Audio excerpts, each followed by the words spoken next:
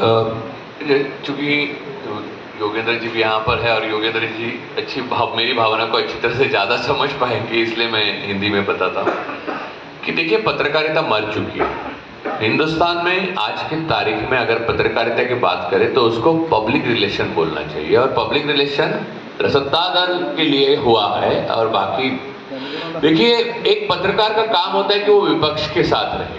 विपक्ष में कौन सी पार्टी है वो इम्पोर्टेंट नहीं है, लेकिन वो विपक्ष के साथ रहता है, विपक्ष की तरफ उसका काम रहता है।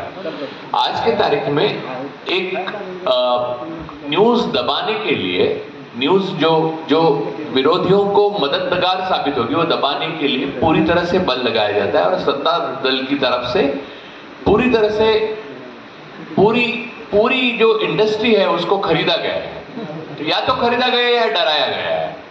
तो बात यह है कि पत्रकारिता नाम की कोई चीज नहीं। मैं बहुत साल पहले रिपोर्ट में ग्राउंड से मैंने शुरू किया, मैंने एडिटर किया, मैंने सब कुछ किया, मैंने इलेक्ट्रॉनिक में किया, मैंने प्रिंट में किया, मैंने ऐसा दौर नहीं देखा। और मैंने आज से 9.5 साल पहले ये कल्पना भी नहीं की थी कि ऐसा दौर आ सकता है।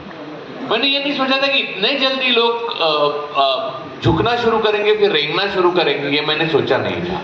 लेकिन जिस तरह से पतन हुआ है वो मुझे इरिवर्सिबल लगता है, क्योंकि आने वाला भी कोई भी शासक हो, कभी भी वो सोचेगा कि यार आप उसके सामने तो आप लेटे हुए थे, तो मैं क्यों ना आपको दबाऊं। तो ये इरिवर्सिबल है प्रोसीजर। तो जो हम डेमोक्रेसी को पाया था हमने 1950 में, जो संविधान द्वारा, वो बात फिर से कैसे जान डालेंगे उसमें, ये बात है। जबकि मैं यहाँ पर हमारे महान कलाकार हैं अलग अलग क्षेत्र के, उनको भी यह अफेक्ट करती है। मैं जानता हूं इनके जीवन में ऐसी छोटी सी चीज अगर इन्होंने फिल्म में दिखाई जो किसी को क्लिक हुई कि ये चिंगारी आग बन सकती है और इसके ऊपर अपनी पॉलिटिकल रोटियां सेकी जा सकती है, तो फौरन वो उठाया जाए।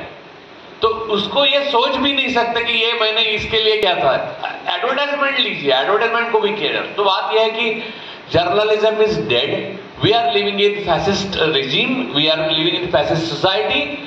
बस हमें ये हमारी जनसंख्या बहुत बड़ी है, आबादी बहुत बड़ी है, रोजमर्रा की जिंदगी बहुत पेचीदा है, इसलिए हमें ये पता, हर आदमी को, हर आखिरी शख्स को पता चलने में थोड़ा वक्त लगेगा।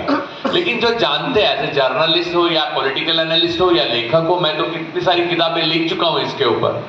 तो वो in the quest of political philosophy नाम की मेरी एक किताब है, जो किताब में मैंने ये पहले लिखा था कि ऐसा दौर किसी भी लोकतंत्र में आ सकता है। मुझे ये पता नहीं था तब लिखते वक्त कि ये भारत में ही आ जाएगा और मुझे देखना पड़ेगा। और हम लोग, अब मैं समझ लीजिए 50 का हूं, यानी मैं राहुल गांधी की उम्र का हूं, तो मैं ये क्रॉस रोड पे फंस चुका हूं। ना मैं क्रांतिकारी भावना से पूरी तरह से लिप्त हूं और ना ही मैं क्रांतिकारी भावना से जुदा हो सकता हूं, क्योंकि ये दौर ऐसा है कि आप न्यूट्रल नहीं रह सकते, आपको पक्ष लेना पड़ेगा और वो फांसीवाद के खिलाफ लेना पड़ेगा।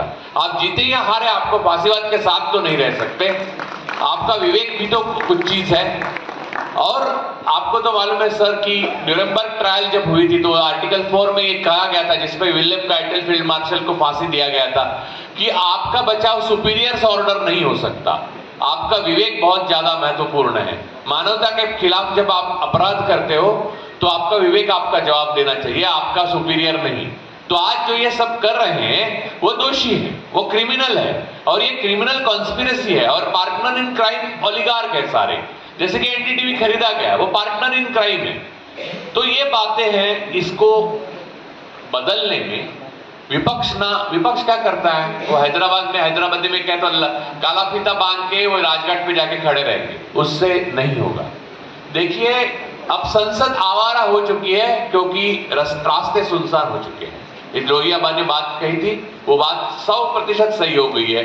जब संसद लाइन पे लानी है तो रास्ते सुनसान नहीं होने चाहिए, हमें रास्तों पर उतरना ही पड़ेगा, उसके सिवा कोई चारा, कोई रास्ता बचा ही नहीं।